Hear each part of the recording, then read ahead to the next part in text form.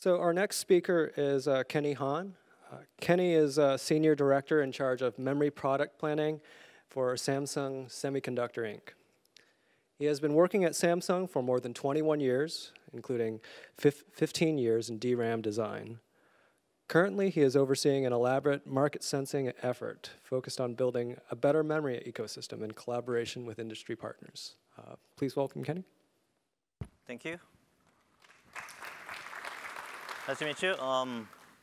Good afternoon, everybody. I think it is some very the sleepiest time after lunch. So anyway, so as I was introduced, I'm working at some Samsung Semiconductor, so as an engineer. So I worked at some DRAM design for 15 years, and then now I'm working at this product planning. So I'm communicating with some industry, like some CPU and chipset makers, and as well as some set makers, like server makers and PC makers. So today, I will not talk about the specific our memory, like some DDR2, DDR3, DDR4, and what is the future memory, some kind of. But today, I would like to talk about memory requirement to meet some requirements for achieve how to achieve some industry requirement for some large data scale computing. So we think we think the advanced memory technology is the #1 factor to achieve those kind of energy efficiency system for the in the future. So I would like to suggest to you guys, let's think about together how to achieve those kind of some requirement. Can I?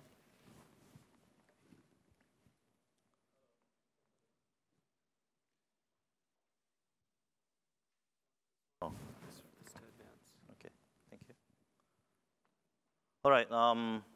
So first, I will review kind of some what is the some data scale in the some supercomputing. And then what is the memory requirement? So I will talk about two kinds of memory. So one is the DRAM, the other one is the flash. So I think some you are familiar with our memory, some DRAM and flash. So every electronic device that has some DRAM and flash memories, like some PC, camera, and cell phone, and everywhere. So those two kind of memory I will talk about. So this is some data graph for how many data has been created in a year per year worldwide. So right now some over 1 zettabyte the data was created in 2010. So can you imagine a zetta? So I couldn't calculate that. So right now I'll providing some gigabyte density, some memory. So gigabyte and terabyte and peta and exa and zetta. Wow, 10 to 21. So anyway, so kind of this is some trend. So our data. So data explosion is created by like some social media and online games and also the cloud computing. So according to that, we need some high performance computing some systems like some #1 supercomputer. So the also the performance of some system should be follow those kind of data trend. So right now we have some 1 petaflops systems, and we expect over 1 exaflops system should be available in 2018 timeframe. So today I will talk about 2018 timeframes requirement for memory. So what is the some requirement for at the time frame? So what is the some the items we should prepare to achieve those kind of high bandwidth or some high capacity systems? So we need to think about some memory wall to achieve those kind of some requirement. So as you can see, the CPU, the clock of some CPU bandwidth that has been increased like that. So actually, they are AMD.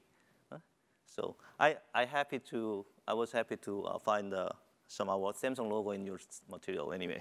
So anyway, from the 2003, the clock speed of a CPU has been maintained, but still the number of cores has been increased. So the performance of CPU still has been increasing. But as you can see, the storage or memory, the speed cannot be increased due to kind of some difficulty to increase the speed of some memories. So there's a very big problems to achieve those kind of industry requirement. So, but still, those systems needs larger capacity memory and also higher performance as well as better power efficiency. So for the Exa-Scale, so just one system needs 10 petabyte the memory capacity, and also 0.5 to 1 terabyte per second bandwidth per node. And also the power point of view, around the one system needs 20 million watt. So very big capacity and high performance and the high power efficiency. So I would like to talk about a little bit more for each the categories. So capacity requirement for Exa-Scale Computing. So right now we are providing 2 gigabit the component as a DRAM for system memory. So this is a major. So still we started to provide the 4 gigabit density, but still 2 gigabit is the major. So and also the system is using 16 gigabyte system memory per node. And also in the system point of view, one system is using 750 terabyte. It's kind of just some 5 times compared to the petaflop systems. But in 2018, it needs 10 petabyte, around 70 times than 2010 timeframe. So just for 8 years, it needs 70 times of capacity for memory. So it is quite huge numbers for the memory vendors. So, but still, the industry needs the same or similar prices for the system. So there's a problem. Anyway, the next one is for some bandwidth requirement. So as I told you, so still system needs some higher bandwidth to get some higher performance, right, for some Exa-Scale computing. So right now we are providing 1.6 gigabps per pin with some our DRAM component, with some DDR3. But we are expecting we can get some more higher frequency DRAMs like a DDR4 or maybe DDR5, or some previous speaker mentioned about some GDDR, the memory. So even though the graphic memory has some higher frequency, but it is not some major as a conventional memory due to some high price. So anyway, so still, so just one node needs 1.4 terabyte per system in 2008. So it's a quite huge numbers, around 100 times compared to some 2010 timeframe systems. So quite huge numbers for bandwidth. So next one is the power efficiency. So as I told you, the system in 2018, the power budget is around 20 megawatt. So it is a quite, so still, so 37 times the memory requirement for the system, but still, it is a quite the smaller, the half number of some capacity requirement. So meaning, power efficiency point of view, we need a double power efficiency for the memory system. So this kind of some hurdle for the memory provider. So I will talk about how to solve those kind of some hurdles and requirement. Okay, for the capacity point of view, so still server and also the other some PC systems using the module basis memory, not the first component. Some other some small media some devices is using some component basis, but the desktop and also server and supercomputer is using the module basis some memory. So that's why. So I prepared some module-based gigabyte system. So this graph shows the component-based capacity. So right now we are, so as I told you, we started to provide us 4 gigabit density as the mono component.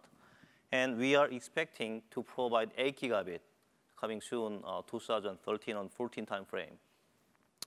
But still, it is a quite small density compared to some requirement from the industry and the systems. And also 16 gigabit, the mono component will be available 2017 or 18 timeframe with a 10 nanometer technology class. So we are facing the challenge of some difficulty to the shrink with some advanced technology because it needs some quite the large investment and also so that's why this the shrinking time is some getting decreased and slow and slow. This is also some another hurdle to provide some high capacity some modules or DRAMs. So we need some disruptive technology to achieve those kind of requirement. So next one is the performance trend. So this is the performance trend. So as I told you, right now the DDR4 is expected to be available at the 2014 timeframe with the 32, the 100 megabps. And we are providing DDR3 with some 1600 megabps. And then maybe 2017, we can have some DDR5 or some new interface with some optical interface, something like that, to get some more higher speed. But still, so bandwidth is the first challenge for the Exa-Scale computing, because they need some 100 times some higher bandwidth in the 2018 timeframe for the Exa-Scale computing systems. So right now, DDR4 will be expected have some limitation by physical channel environment and stacking technology to get some higher some capacity. But we can expect we will have some another some limitation in 2017 by memory interface itself. So we are considering to have some optical interface to solve those kind of some difficulty. And next one is kind of some similar some difficulty in the some channel environment. So as I told you, in the DDR4 systems, we have some limitation of a physical channel environment like this. So right now, there are DDR4 will support from 1.6 gigabps to 3.2 gigabps, and post DDR4 will be will support up to 6.4 gigabps, the double frequency of some DDR4. So the bandwidth point of view, the per channel is right now we are supporting 25.6 gigabyte per second, but so next post some DDR4 will support up to 2 gigabyte per second as some double frequency. So we are still some considering we should have some differential signaling as maintained with some current existing the memories, or we should have some another solution like a serial link or whatever to get some high speed. So, and also we are considering to have some new burst architecture or like some point-to-point, like some graphic card to shorten some trace, something like that, to get some higher speed, or daisy chain kind of the modules, or like some optical IOs, something like that.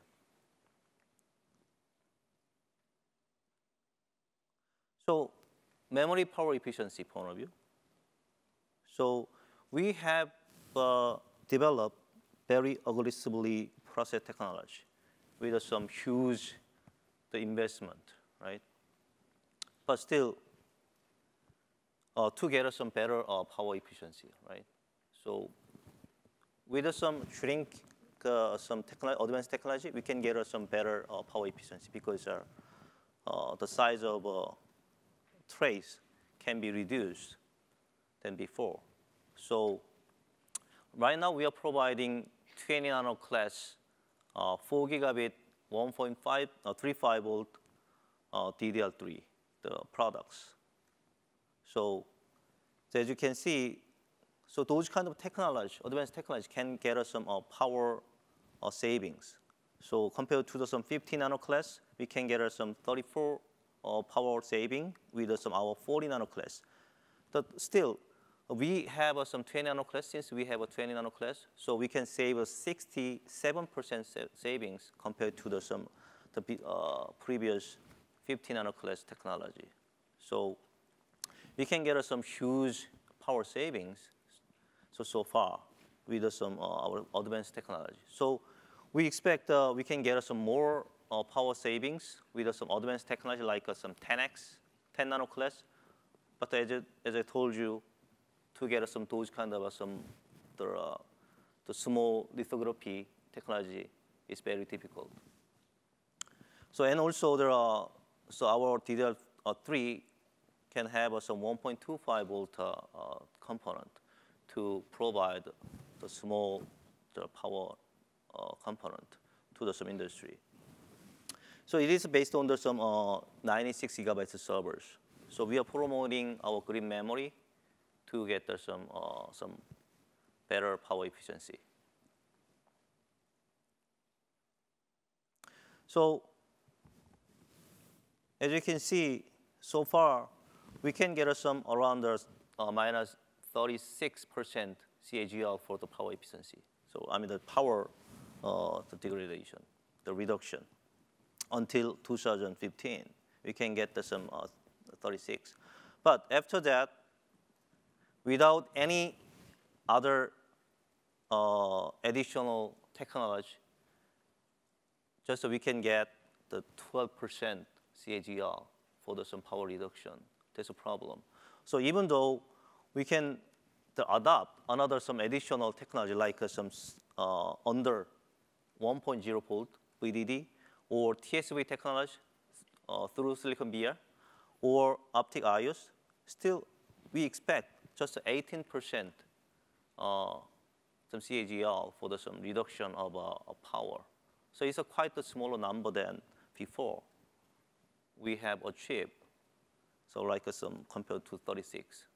So we are facing some difficulty to get some power efficiency point of view. And also the technology scaling is not easy. So far, we can get the reasonable output over some investment. But it is getting difficult and difficult. So huge amount, the investment, but we can get the small benefits from some technology shrink. So technology difficult, and then it needs a large investment. So I don't want to make you guys some depressed anyway. So still, we are trying to get some more capacity and power efficiency, and also the bandwidth. So what I would like to suggest to you guys, please think about the close collaboration between CPU or some chipsets and software, even software. We need some software, some help to solve those kind of problems. So it is not not only for problems for some memory vendors, but also for the industry. So we need to think about together. So what is the solution for those kind of to solve those kind of some hurdles at the some DRAM point of view? TSV. So I think some of you guys heard about that many times through Silicon Via. This technology can give us very good benefits, like short interconnection. So we can get some higher performance, and we can reduce the latency. Then we can get some more speed. And low profile. So we can adapt this memory for some lower small form factor devices. And we can get some larger some interconnections through this TSV technology. Then we can get a more bandwidth in parallel through some parallel number of IOs, like over 1,000 IOs. Right now there are some DDR3 has just 16 IOs per component. But this TSV technology, through this TSV technology, we can get some over 1,000 IOs, meaning we can get some over hundreds bandwidth from some one component. But problem is there are some cost. Due to some intrinsic some TSV technology, some difficulties, you cannot get some enough yield through some stacking. So it is some another homework to solve it. So compared to some conventional TSV and conventional stacking, it has some low cost and mature technology, but it has many problems, like some long loop wires and higher profiles and limitation of some number of some IOs, something like that. So anyway, this shows how much can save for some power consumption. So around the 17% power saving can be achieved through the TSV technology. And another one is optical interface. To get some more speed and more some bandwidth, we can use some optical interface. But it is not under some silicon. It is far away from now. So we are considering to adopt this optical I/O on some module basis or system, right? To communicate with some memory and controller, something like that. So optical I/O has been adopted some systems so far. So we are considering to use that optical I/O for some memory interface as well. So as you can see, the I/O power is getting bigger and bigger in the system. So 40 nanoclass and versus 20 nanoclass. So the number of some portion of interface power is getting increased up to 40%. So we need to think about those kind of some disruptive some technology. So as you can see, right side the table. So optical I/O is the most some efficiency some interface compared to the other some existing interface so far. Okay, another way is some offloading to the controllers. So we can utilize some kind of some logic layer. It was presented at some hot chips last year. So through some TSV, we can stack the memory, so called some memory cube, and then we can communicate with through some logic layer to some chipset memory controllers. Then we can reduce some loadings for memory and as well as some chipset point of view. So we can reduce some loadings, and we can get some higher speed. And then also we can reduce some controller complexity then we can increase the performance as well. And then we can assign the small scale computing to some logic layers from the system. So those kind of some benefit to use some controller offloading. So it can be used for existing some memories like DDR3 and DDR4, and even for some non-volatile memories like PRAM or flash or MRAMs. So this is another way to get some higher performance. So in the some memory subsystem point of view, those are some candidates. So between CPU, chipset controllers, and the memory, we can utilize a memory cube to reduce some. Oh, okay, I see.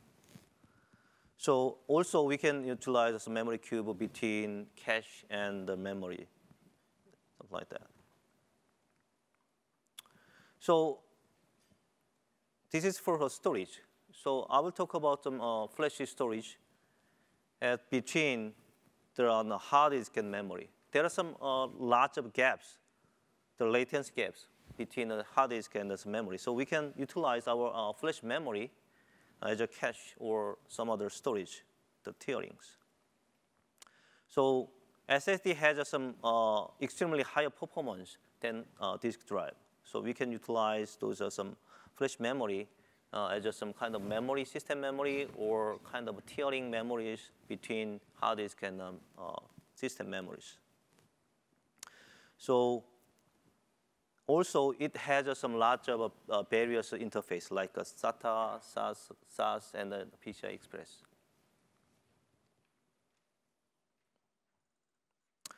And also we can save power as well with some SSD like this, around the 73% reduction per systems with using SSD compared to the hard disk. But still, due to some NAND flash in the intrinsic characteristics, we need to handle to use a flash memory as some storage or memories. So we need some help from some software and system point of view. And also we need to manage some endurance. The flash memory has some limitation regarding some endurance. So we need to some managing the endurance to get some more some endurance. So the endurance point of view is getting harder, difficult and difficult to get the better endurance. So as I told you, to get some utilize some SSD values, we need some industry help. So we need some collaboration between controllers from firmwares and even some host systems. And lastly, I'd like to introduce some MRAM, some magnetic RAM, as it is some non-volatile memory.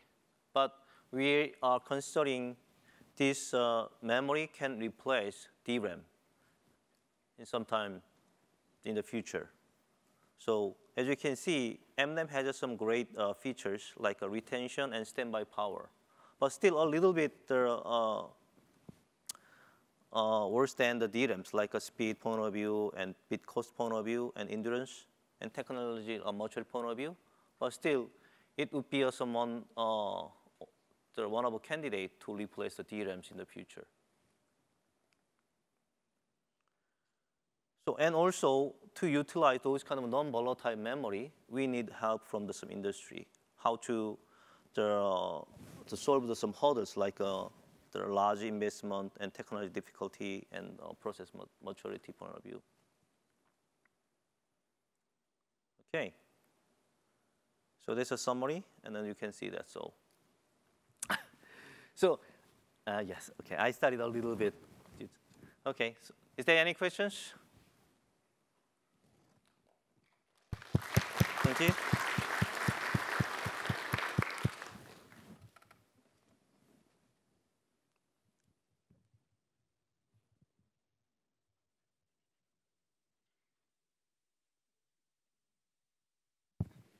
What benchmarks do you use when you do your simulations to figure out what the right speeds and feeds should be?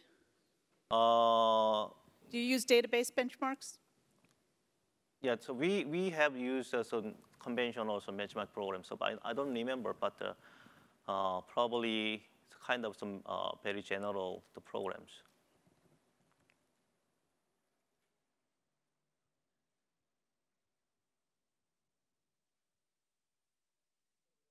Okay, thank you.